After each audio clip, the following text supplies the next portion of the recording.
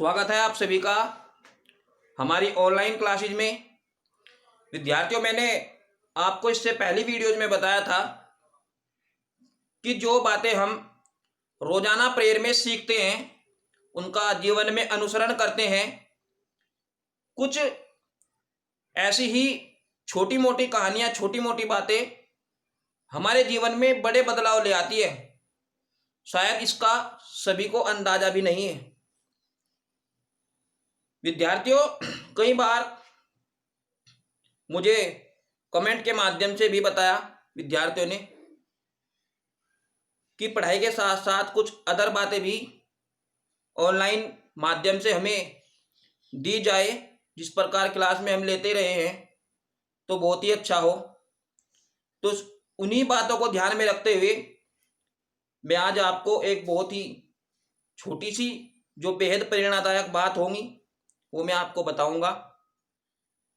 सभी विद्यार्थी वीडियो के लास्ट तक मेरे साथ बने रहिए और मेरे द्वारा बताई गई बातों को सीखने का प्रयत्न करिए और उनको अपने जीवन में नोट करने का प्रयत्न करिए। हो सकता है कि ये बातें आपके जीवन में कुछ बदलाव ले आए, कुछ परिवर्तन करें। विद्यार्थियों, आपने अपने स्वयं के माइंड में भी एक बात तो कम से कम नोट की ही होगी कि यदि हम एक खाली खेत में कोई बीज ना डाले तो इसकी स्थिति क्या होती है, इसका अंदाजा आपको खुद भी है। एक बार मैं भी बता देता हूं, अगर हम उसमें बीज नहीं डालते हैं, जो फसल हमें चाहिए अगर हम उसमें वो नहीं डालते हैं तो विद्यार्थियों उसमें कुदरत न जाने किस किस तरह के घास फूस, कूड़ा कबाड़ पैदा कर देता है। इसमें दरअसल होता क्या है कि जिसकी हमें आवश्यकता नहीं है वो ऑटोमेटिक ही आ जाती है, और जिसकी हमें आवश्यकता होती है वो हमें सीखना पड़ता है, उसको लगाना पड़ता है, उस फसल को खेत में बोना पड़ता है। तब जाकर उसकी गुंजाइश बढ़ती है, उम्मीद जागती है कि हमें वो प्राप्त होगी, निश्चित रूप से प्राप्त होगी। विद्यार्थियों, ऐसे ही माइंड में भी, दिमाग में भी यदि हम सकारात्मक ऊर्जा को आने दें, सकारात्मक ऊर्जा को ग्रहण करें, सकारात्मक लोगों के साथ अपनी बातें साझा करें, उनके साथ बातचीत करें, तो हमारे जीवन में वास्तव में सकारात्मक ऊर्जा का ही निवास होता है और हमारे माइंड में भी सकारात्मक एनर्जी स्थान लेती है। यदि हम सकारात्मक ऊर्जा को छोड़ देते हैं तो जो ऋणात्मक ऊर्जा है, नेगेटिव एनर्जी है, वो ठीक घास फूस की तरह ही हमारे जीवन में तुरंत अपना स्थान बना लेती है। तो विद्यार्थियों, आप लोग हमेशा सकारात्मक लोगों के साथ रहें और सकारात्मक सोच रखें। ऐसे ही मैं बातों में आपको एक छोटी सी शॉर्ट कहानी बताऊं, बहुत ध्यान से सुनिए। एक स्कूल के 4 विद्यार्थियों की कहानी है जो एग्जाम टाइम में मौज मस्ती करते हैं। आपने देखा होगा कि जब बच्चा घर से बाहर रहकर पढ़ता है कहीं हॉस्टल में, तो उसका जीवन बहुत ही खुला रहता है। वो वहां रहकर सुधर या बिगड़ सकता है, वहां रहकर कई तरह के व्यवहार, कई तरह के बदलाव उसमें आ जाते हैं। इस पर संगति का बहुत ज्यादा प्रभाव पड़ता है। तो इस कहानी में भी कुछ ऐसा ही है। प्यारे विद्यार्थियों, ये जो 4 दोस्त हैं, ये बात उस वक्त की है जब उनके एग्जाम चल रहे होते हैं। पैसा बहुत है, घर वाले चाहे किसी भी कंडीशन में उनके पास भेज रहे हैं, लेकिन उनको कोई भी प्रॉब्लम नहीं आ रही। अब इसमें होता क्या है, एग्जाम से ठीक एक दिन पहले चारों विद्यार्थी मौज करते हैं, मस्ती करते हैं, और जब उनकी आंख सुबह खुलती है 8 बजे, तो विद्यार्थियों आधा घंटा पेपर का निकल जाता है। उनको विद्यालय पहुंचने में भी कुछ समय लगता है। अब ऐसी स्थिति में झूठ बोलने के अलावा उनके पास और कोई चारा ही नहीं।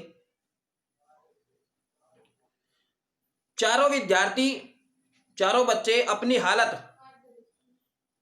एक फटे हुए कपड़े जैसे बनाकर, एक गंदे मिट्टी से अपने कपड़ों को सनाकर विद्यालय जैसे तैसे पहुंचते हैं ताकि वहां जाकर कुछ झूठ बोल सके। विद्यार्थियों, होता क्या है, वे चारों बच्चे प्रधानाचार्य जी के कक्ष में पहुंचते हैं और कहते हैं कि जैसे ही हम रात के समय अपने अपने घरों से लौट रहे थे तो हमारी गाड़ी में पंचर हो गया था और उसी को खींचने में, उसी को धक्का लगाने में हमारी हालत इस तरह की हो गई है, कपड़े मिट्टी में हो गए हैं, बहुत थके हुए हैं और यहां बैठकर आप पेपर भी नहीं कर सकते। यदि आप हमें ये पेपर किसी और दिन कराने की व्यवस्था कर दे, हमारी स्थिति को जानकर, तो बहुत ही अच्छा होगा। प्रधानाचार्य जी उनको दंडित नहीं करते। अब देखिए जरा, कि गुरु गुरु ही होता है ना, बल्कि प्रधानाचार्य जी उनकी बात मान लेते हैं और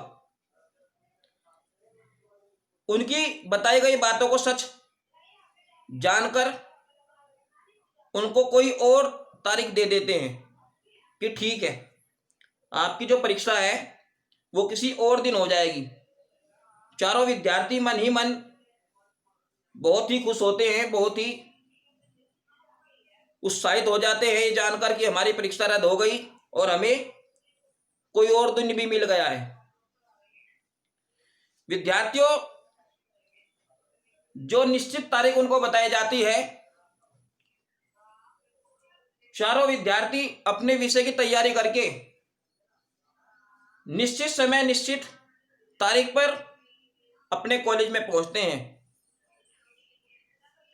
कॉलेज में दरअसल उस दिन और कोई बच्चा नहीं आता क्योंकि ये स्पेशल परीक्षा है और छुट्टी में ही रखना इसको अनिवार्य था। तो प्यारे विद्यार्थियों, दरअसल होता क्या है फिर, उन सभी के लिए जो क्वेश्चन पेपर तैयार किया जाता है वो प्रधानाचार्य जी तैयार करते हैं। विषय चाहे जो भी हो, सब्जेक्ट जो भी हो, लेकिन पूरे क्वेश्चन पेपर में एक ही क्वेश्चन होता है और उन चारों बच्चों को अलग अलग 4 कमरों में बिठाया जाता है और अलग अलग 4 टीचर्स वहां ड्यूटी करते हैं। एक स्टूडेंट के लिए एक टीचर। आप सोच सकते हैं, क्योंकि विद्यार्थियों, बच्चों के लिए, विद्यार्थियों के लिए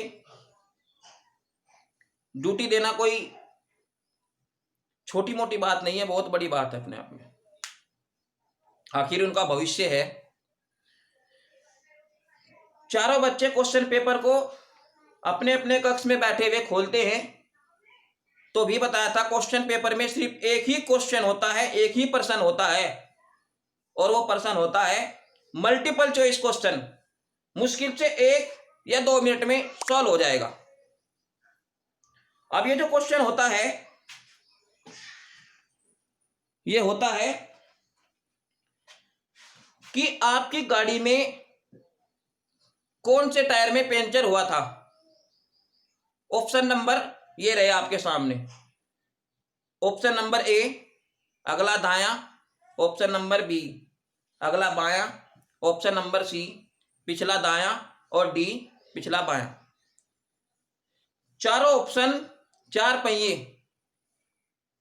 अलग अलग। अब चारों विद्यार्थी हैरान, किसका क्या जवाब दिया जाए। उन्होंने ये नहीं सोचा था कि पंचर गाड़ी के कौन से टायर में बताया या कौन से टायर में हुआ।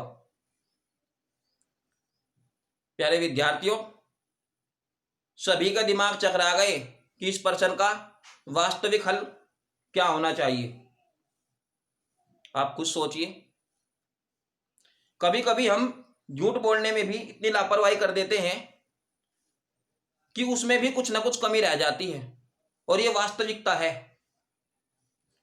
प्यारे विद्यार्थियों, शिक्षक विद्यार्थी की हर बात से परिचित होता है, उनके मन की कई बातों को जानता है, किस तरीके से सजा देनी है, किस तरीके से उसको सिखाना है। ये सभी छोटी मोटी बात शिक्षक के पास पहले ही मौजूद होती है। विद्यार्थियों क्वेश्चन पेपर में चारों बच्चे अलग अलग ऑप्शन भर देते हैं, किसका क्या आंसर होगा। अब जरा सोचिए कि उन्होंने कौन सा ऑप्शन भरा होगा, कि सभी का एक ही ऑप्शन आना जरूरी था। आखिर पंचर का मामला है, चारों टायरों में तो एक साथ पंचर होने से रहा। तो विद्यार्थियों, मैं उन महान शिक्षकों को सैल्यूट करता हूं जो आज भी हमारे देश के विद्यार्थियों के लिए अपने जीवन की एक तरीके से बलि देते हैं और अपना संपूर्ण जीवन विद्यार्थियों के मार्गदर्शन में लगा देते हैं। इस कहानी से हमें यह प्रेरणा मिलती है विद्यार्थियों कि हमें कभी भी कोई भी बात, शिक्षक तो क्या अपने माता पिता से भी झूठ नहीं कहनी चाहिए, क्योंकि सच को उभरते समय मुश्किल से चंद पल ही लगते हैं, कुछ पल ही लगते हैं, कुछ सेकंड ही लगते हैं, वो कहीं ना कहीं उभर कर सामने आ जाती है। आखिरकार विद्यार्थियों गुरु गुरु ही होते हैं, हमें उनका सम्मान करना चाहिए, उनकी बातों को सीखना चाहिए, उनका अनुसरण करना चाहिए, उनको अपने जीवन में नोट करना चाहिए। तो धन्यवाद। उम्मीद है आपको ये कहानी, छोटी सी स्टोरी बहुत अच्छी लगी होगी। जय हिंद, जय भारत।